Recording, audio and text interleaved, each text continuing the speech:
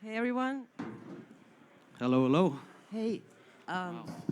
it's brzo brzo and also puno puno. So Yes, many people here. It's amazing. it's really nice to I'm, see everyone. yeah, I'm so privileged to be here today. It's this very popular conversation. I feel like also I don't deserve this seat because the gentleman sitting there is definitely the one who should be having this conversation, but maybe later. Yeah, just to start off, Sasha, you're the chief of staff at Rimac Group. All of us know what Rimac is. We have been following the development of the company, but recently there's been a lot of changes. You became the tier one supplier as well. You're getting into robotaxis. As a start, before talking about your role, can you give us a little bit of an overview of what Rimac Group right now is? Yeah, so you're right. Rimac has changed a lot in the last few years. I've been 8 years in the company, so I've really seen it from the very beginning, let's say, to what it is now, where we have over 2,000 employees. So when it started, the idea essentially came from Mate to build his dream car, the Nevera, essentially. But we had to build a lot of technologies until we got to that stage, right? So we even built the Concept 1, which was our first, let's say, concept car. And now we are essentially a group where we have different companies and different brands underneath this group. So we have Rimac Technology, which is, as you said, a tier one supplier providing components to different OEMs, such as BMW, for example. Within Rimac Technology, we have Rimac Energy, which is a company providing energy storage systems. And this is a relatively new, let's say, brand under Rimac Technology, which is very, very exciting. And we have recently taken over, let's say, control of Bugatti together with Porsche. So let's say we're steering the future Bugatti vehicles, which for any car lover or engineer is just pure joy. And we also have, let's say, part of the Rimac group has invested into Vern, which is this robotaxi project that we're working on as well. So there's a lot of different projects that we're working on. So it's definitely not boring in the Rimac group. And within your role as chief of staff, you're looking over the entirety of the group. You're making sure that the communication flows smoothly, that everything is done, that teams are working on point. What does your day look like? What is actually the role of chief of staff at such a prestigious group? Yeah, good question. So the chief of staff, I think, in general, is quite a vague role, and different companies use it for, I guess, different purposes. It kind of came from let's say, the White House kind of idea, where essentially the first pillar of my job is to kind of support Mate by being his deputy as such, where I'm also advising him on, let's say, what he needs to focus on. I would say giving him the truth, because you would be surprised about how much blurry information come to a CEO. So I'm kind of the filter of this. I'm making sure that he gets the, let's say, the real picture. And that would be maybe the first pillar. I'm also, let's say, gatekeeping. And gatekeeping means essentially making sure that Mate himself, but also the management board, are focusing on the right topics. So there's a lot of people that want to talk to him, discuss different topics, but essentially, there's only a limited amount of time in a day or in a week, as you know. So we have to make sure that we're discussing the right topics and essentially, spending our time the best.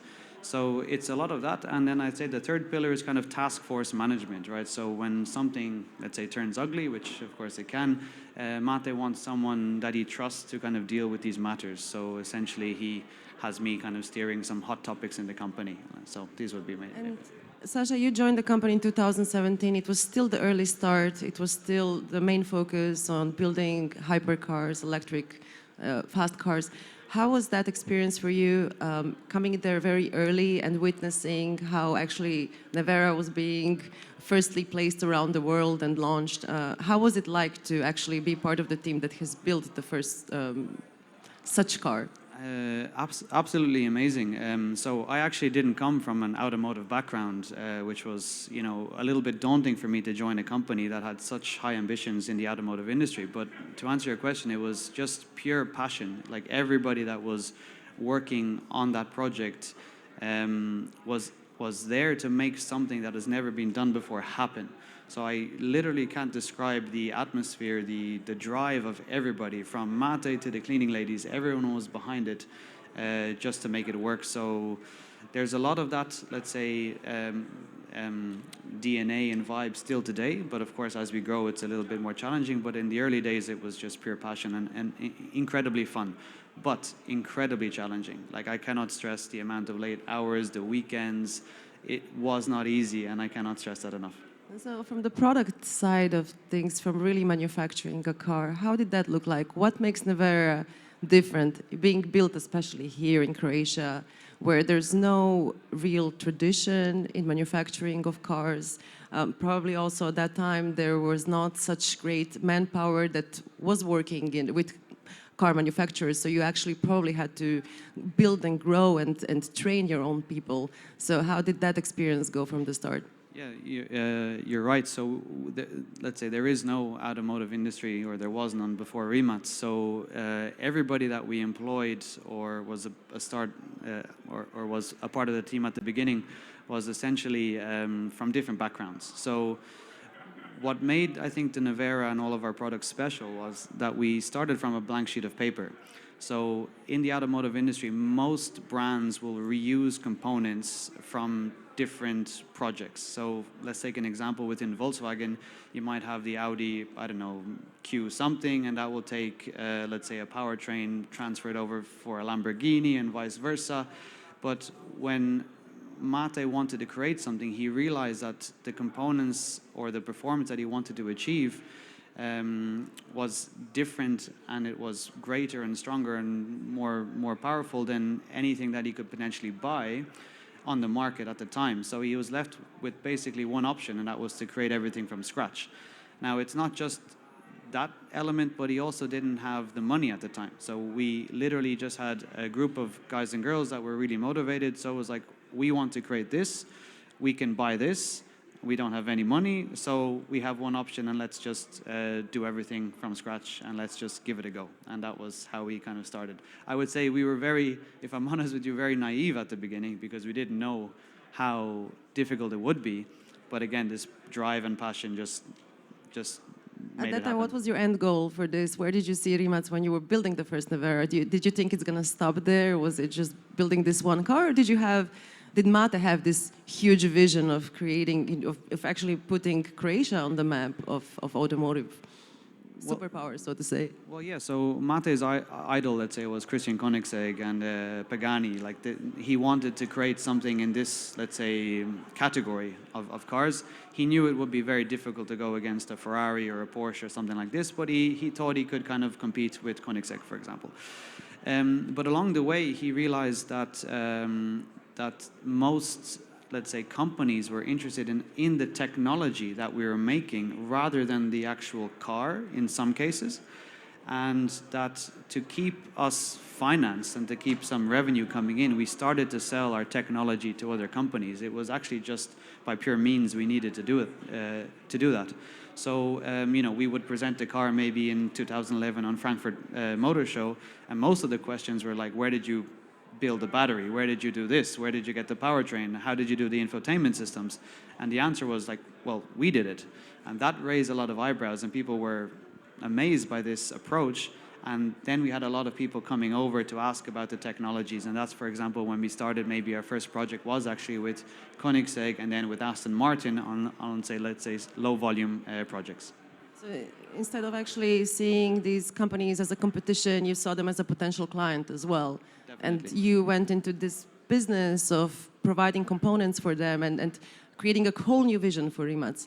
Yes. So how did that actually work out? How did you really find the courage to go into this as well and you know, tackle a challenge that all these big brands don't actually, you know, don't do? Yeah, good question. Again, it was a little bit, I don't want to say luck, but we realized that it could be done. When we were evaluating the market, we realized that not a lot of companies are, let's say, targeting high-performance vehicles or use cases. So everything that we wanted to build for the Nevera was incredibly high performance. And then we realized that other companies, let's say like Aston Martin or let's say BMW, Porsche, they were also looking for these components. So I guess that's that was actually my first, let's say, title in the company as some kind of business development manager. When I was going around to different exhibitions and selling, essentially, just showing everybody what we can do. And at the beginning, we didn't think it would work, if I'm honest with you. But bit by bit, we started to realize that people were coming over. And the second they came over to Croatia, the second they met with the team, when they saw the company, they realized that we had something special. They could feel the passion of the engineers in the company, and they somehow gave us a chance, I would say it like that. But they gave us a chance with like let's say the smaller projects. Let's say have 150 vehicles, for example, the Aston Martin Valkyrie. But now today, fast forward, we managed to sign contracts, for example, which is public information with BMW. So we're now providing high volume components to the likes of BMW and, let's say, very serious European and international OEMs, which is a huge change for the company, because now we're talking about high volume production, quality being, on top of everything, and of course, attention to detail when it comes to cost. So really challenging. Yeah, it's unheard of, and we'll definitely we need to jump into the partnership also with Bugatti, because this is another partnership that you took on a completely different level. But before getting into this, I want to ask you one thing. You are now on both sides of the supply chain. So you are a supplier, but also you need your supply. And right now, especially with EV manufacturing, there's a lot of demand, there's a lot of shortage, also when it comes to raw materials, shipping, logistics, all of these things. So how does it feel being on both sides of this chain, so to say, within the manufacturing of cars? Yeah, interesting. So really, from my experience, what I see is getting the right parts at the right quality is key. And you're right, Una, like getting the right supplier from, let's say, now I'm talking about Bugatti. So if you're on the Bugatti side, getting the right parts, the best parts, on time, to cost, in quality is, priority number one. On Rimac's technology side, delivering is everything, right? So if you're not delivering, your reputation can fall immediately. And yeah, it's really interesting to see both sides, but supply chain in the automotive industry is key. Do both your teams, like working on supply chain, on the procurement and also on the delivery, do they work together, or are these completely two different entities within Rimac? Yeah, different entities. So let's say Bugatti, Rimac is essentially a different office. Let's say, let's say kind of a Chinese wall between the two. We're not allowed, let's say, from a governance point of view, to share information so openly. There's different, let's say, corporate rules when it comes to this. There is, of course, let's say like an intention that Bugatti would use Rimac's technologies components, but there needs to be a clear, let's say, board decision on who Bugatti would nominate. So, for example, in the new Tourbillon from Bugatti, Rimac's technology will provide, for example, the battery. And this decision was made purely because Rimac's technology is the best supplier for the battery on the market today, and this was agreed by the board from Bugatti, right? So, and other components as well are in the upcoming Tourbillon, but it really is a case-by-case basis. The board, including Mate, can decide for somebody else, and in some cases, we had to make those tough decisions. And on that side, how did this partnership develop?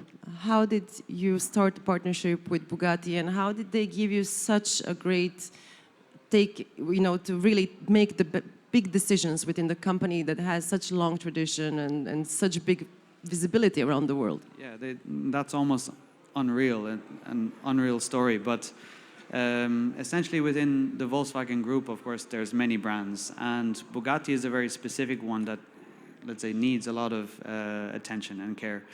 And let's say within the Volkswagen infrastructure, to build a Bugatti was very costly. That was one big factor. That, reusing these components didn't... So reusing the components essentially within the Volkswagen group wouldn't make a Bugatti interesting. That was one part. The second part was that it really needed a fresh start. It really needed someone that's nimble, that's quick, that has new ideas, and that someone has passion. So they identified Rimac and Mate essentially as a potential a potential leader of Bugatti going forward.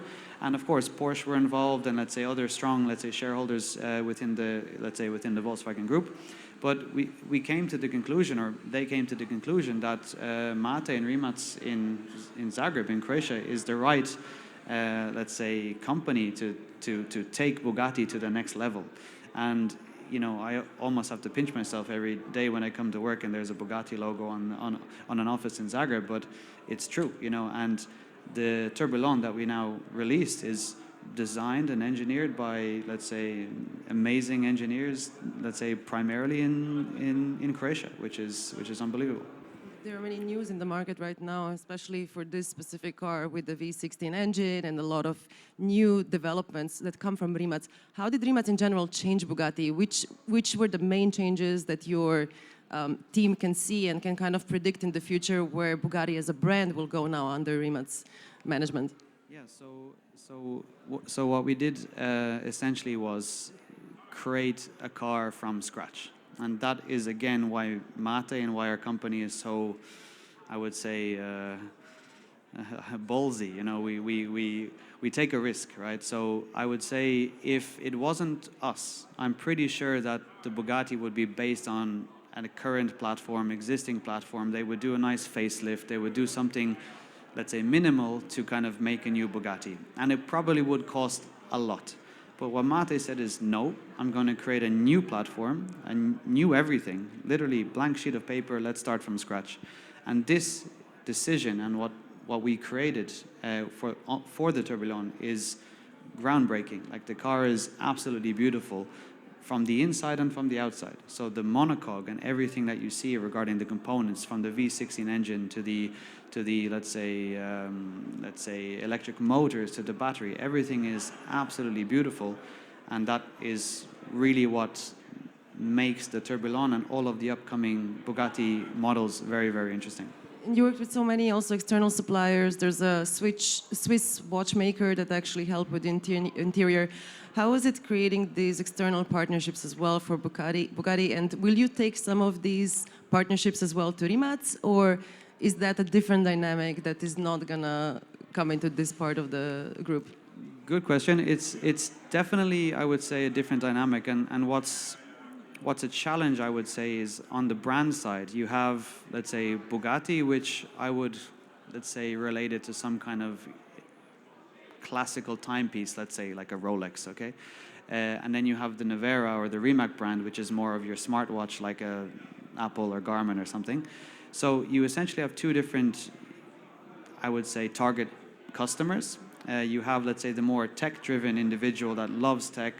That would be potentially someone like Mate, loves tech, is really interested in the drivetrain from an electric motor, versus maybe a classical car collector that might just love classical cars and like the kind of steering wheel that is, you know, pretty much handmade by, you know, Swiss watchmakers. Great.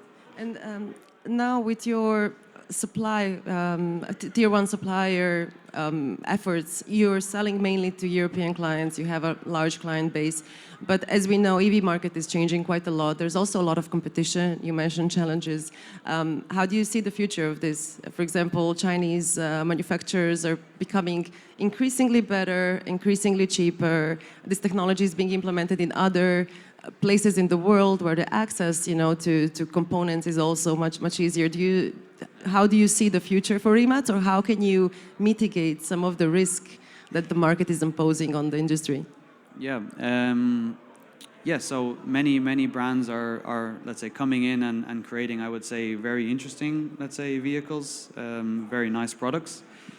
And as you said, cost is a big factor. The only thing I would say is that, you know, if you buy a Bugatti, there's a huge heritage behind the brand. If you buy a Rimac, it's now associated with Bugatti, and there's a story in that itself. So for me, I believe, that's my personal opinion, that if someone had, you know, 500,000 euros or 2 million, you know, they would rather invest in a brand that is known and that has a strong story behind it than maybe a newcomer to the market, although they might be big in somewhere else. Let's talk about this a little bit. I think most people in the world know about Bugatti, but Rimac is obviously very known here. This room is completely filled with, I'm sure, fans of your brand. A few days ago, I went to a local supermarket here in Croatia, and I also saw that as kids are getting ready for the new school year, there were little notebooks for them, branded with Rimac. The branding in this country is very strong. But coming maybe somewhere outside, to people who don't know, who are not real car junkies, many of them don't know Rimac. So how are you planning to build your marketing now also with Bugatti Rimac, with your own brand, with all these new also developments within the company as a supplier, as a taxi provider? Well, where will we see you in the future? So under the Rimac group, we have, as I mentioned, different brands. So Bugatti, I think, is well known by everybody. I don't think I need to comment on that. But for Rimac, you're right. You know, in the US or throughout the world, not everybody knows about Rimac. Of course, let's say videos on YouTube or from Top Gear or these kind of things really help, and it's becoming more and more transparent about what we do. But what we're doing with the Rimac brand is essentially linking it as much as we can with the Bugatti brand to let people understand it's basically the same team that are behind now both brands, and that's going to be our kind of, let's say, launchpad. That's going to help us kind of understand and gain some, let's say, merit behind the Rimac brand. The second thing is also now that the cars are being produced and released, let's say, to our customers more and more, naturally, I guess social media and reviews will help the, let's say, brand grow. Just because now there'll be more cars on the road. But it is a challenge. It is definitely a challenge to build a brand. Many people have tried and failed, but I think we have that, let's say, upper hand that we can associate ourselves with Bugatti. And in addition to the gentleman sitting right there, who are your other target customers or your drivers that are enjoying your cars, and how do they differentiate from Bugatti drivers? Yeah, well, I guess you have a few different kinds of buyers, right? You have a car collector that, you know, is a very wealthy individual and they just like to collect interesting cars. But you also might have like a very enthusiastic person behind tech, and they just want the best tech car possible. Or they're a speed freak, and if you want speed, I don't think you'll get much better than a Nevera. So. And tell us also, how did you grow so fast, and what impact of your growth, has been observed within your company, on your corporation, now with your role of chief of staff, working with different departments? How have maybe the politics, your chief of staff, the Rimac White House, how do you see these changes and the environment within the company itself? Yeah, that's a topic for sure. So when you were, let's say, when I joined the company, I think there was around 150 people, something like this. And there was no politics, there was no, how would I say, there was not so many nationalities, not so many opinions. It was one team trying to figure stuff out by themselves. With 2,000 people and, even from 1,000 up, you get different nationalities, you get different backgrounds. So we have, let's say, in one room, maybe an engineer that came from Tesla, one that came from Mercedes, one that came from BMW, etc. And they all have their own way of doing things. And sometimes that creates, I would say, clashes or differences of opinion, which is great on one side. On the other side, if we as a company don't choose, let's say, the baseline and how we operate and how we work, and of course who's in charge, and that all kind of links down to processes, it links down to organizational structures, decision-making power.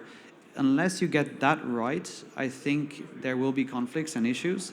So our challenge was that we grew too quickly, and we didn't maybe have the foundations in place at the time, because we were always chasing our tail, and of course delivering the products was priority number one.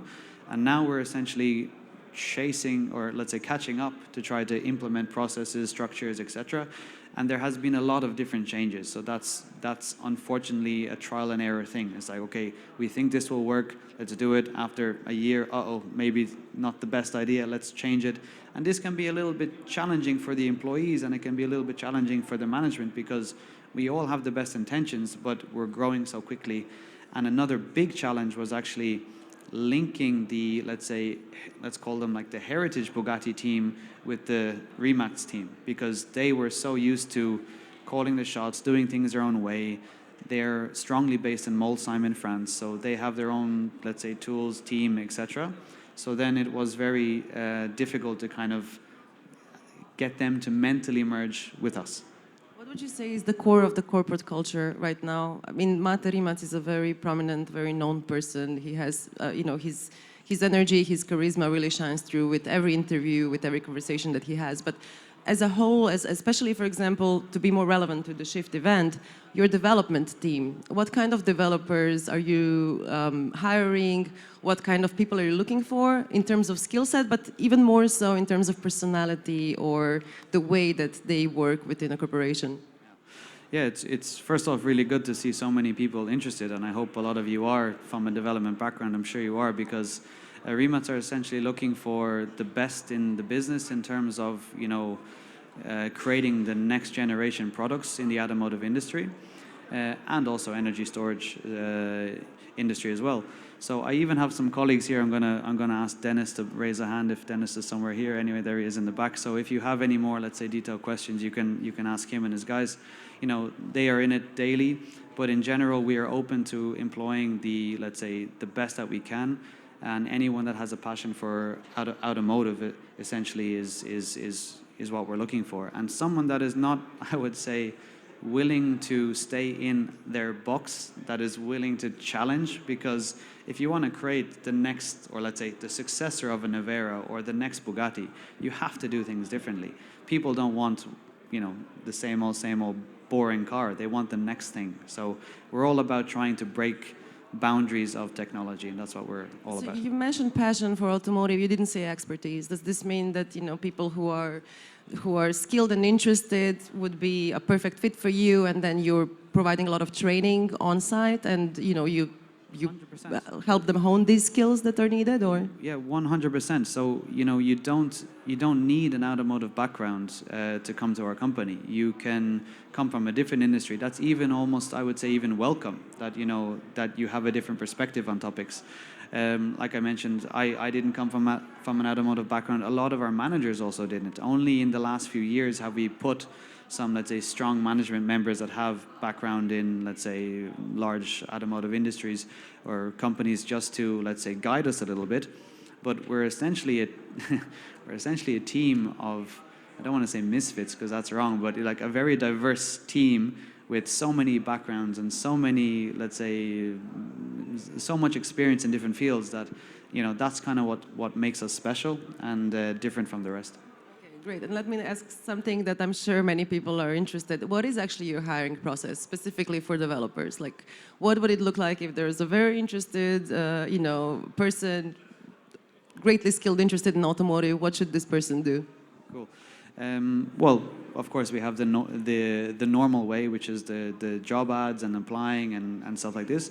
Or a shortcut over there. Or a shortcut over there, to Dennis, yeah, thanks.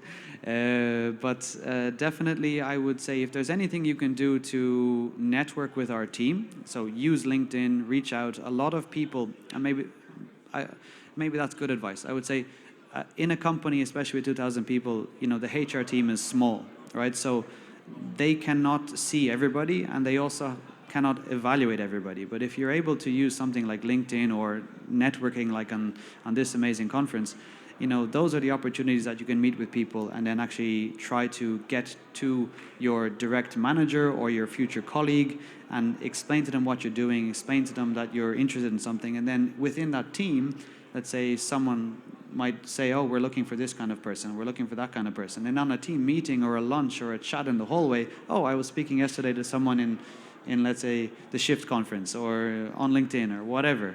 And that's pretty much actually how most of the people come to our company, is just through networking. So I would say don't be shy to reach out, to talk to different people, to chase Dennis, and everything should be good. Great. And where is the next opportunity to see one of your cars? Well, we just here in Croatia, because you mentioned, car shows around the world and so on, but is there something coming up where the audience can also unless they follow the person home and see what he has in his garage.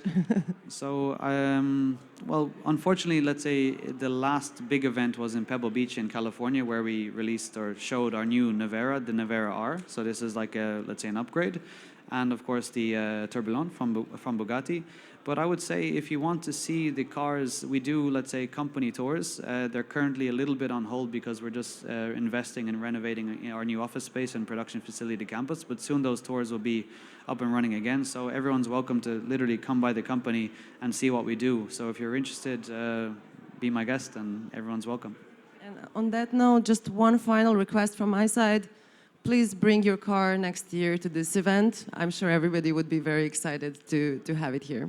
Okay, deal. Thank you so much, Sasha. It was a pleasure. Thanks, everybody. Thanks.